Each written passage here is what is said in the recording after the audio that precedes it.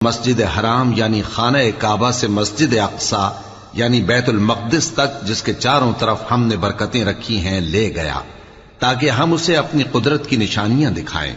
بے شک وہ سننے والا ہے، دیکھنے والا ہے۔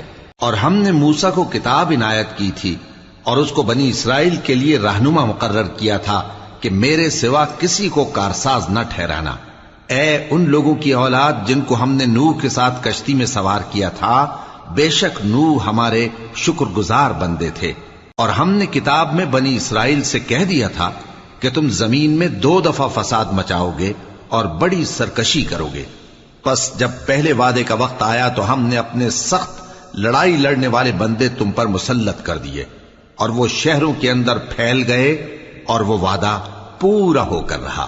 پھر ہم نے دوسری بار تم کو ان پر غلبہ دیا اور مال اور بیٹوں سے تمہاری مدد کی اور تم کو جماعت کثیر